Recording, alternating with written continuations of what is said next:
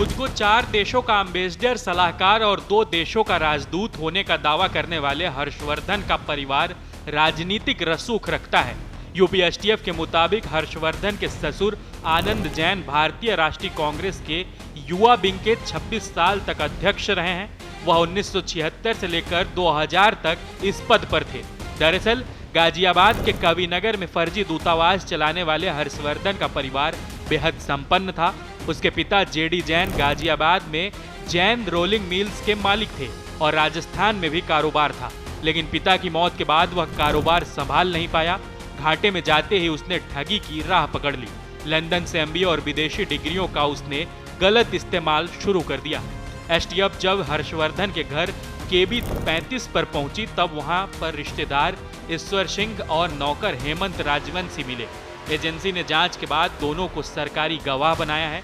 हवाला के आरोप में गिरफ्तार हर्षवर्धन जैन से आर्कटिका स्थित गैर सरकारी संगठन वेस्ट आर्कटिका नामक संगठन ने जैन से संबंध समाप्त कर दिए हैं। संगठन का कहना है कि उनके देश के राजा ग्रैंड ड्यूक ट्रेविस को जैन की गतिविधि पर बहुत अफसोस है और जैन को दिए गए मानद काउंसिल को वापस लिया गया है। जैन ने 11 साल पहले इस संगठन को खुद भी फंडिंग की एवं अन्य व्यापारियों से भी फंडिंग कराई थी। एसटीएफ संगठन से जानकारी लेकर मामले की जांच आगे बढ़ाएगी। एसटीएफ और दूसरी जांच एजेंसी अब हर्षवर्धन को रिमांड पर लेकर पूछताछ करेंगी। एसटीएफ ने 22 जुलाई की रात को कविनगर से हर्षवर्धन को अरेस्ट किया था। गाजियाबाद पुलिस ने कोर्ट में पेश कर 14 दिन की न्यायिक हिरासत में जेल भेज दिया है। अभी तक पूछताछ में यूपी एसटीएफ और एटीएस को पता चला है कि हर्षवर्धन ने 2017 में अवैध तरह से दूतावास का ऑफिस खोला।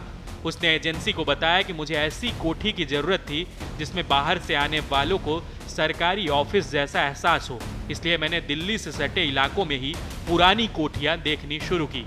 हर्षवर्धन की ये तलाश अपने पिता जेडी जैन के मकान के 100 मीटर की दूरी पर आकर खत्म हुई। उसको गाजियाबाद के कविनगर में ये कोठी मिली। ये वीआईपी इलाका है जहां से कलेक्ट्रेट और पुलिस कमिश्नर का ऑफिस सिर्फ 600 से 700 मीटर की दूरी पर है। हर्षवर्धन ने एजेंसी को बताया, मेरे पास करोड़ों रुपए का फंड आ रहा था। मैं हिंदी, अंग्रेजी और फ्रेंच भाषाएं बोल लेता हूं। ऐसे में अपनी कारोबारी पहचान का फायदा उठाया। दिल्ली की ही बड़ी हाई प्रोफाइल पार्टियों में आना जाना शुरू किया। इनमें ब्यूरोक्रेसी के अफसर के परिवार भी साथ आते थे। वहां हंसी मजाक के बीच उन्हें अपने प्रभाव में लेता और पहचान बढ़ा लेता था।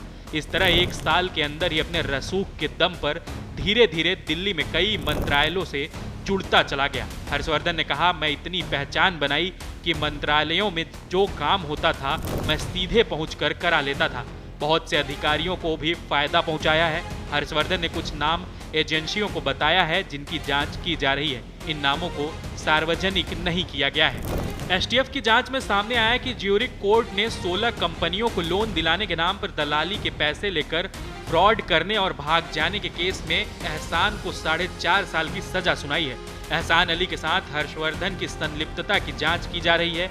हर्षवर्धन जैन के 2 पैन कार्ड भी मिले हैं। एसटीएफ के छापे के दौरान फर्जी दूतावास से टीम को एक डायरी बरामद हुई है। इस डायरी में आरोपी हर्षवर्धन के जीवन का लेखा जोखा है। कई देशों के लोगों के नाम और फोन नंबर भी लिखे हैं। विदेशों में इतनी कंपनियां हैं और कितने बैंक खाते हैं, पैसों का लेन देन और निजी जानकारी भी इस डायरी में हर्षवर्धन ने लिख रखे हैं। देश दुनिया की ताजा खबरें और वीडियोस के लिए अभी डाउनलोड करें पत्रिका ऐप।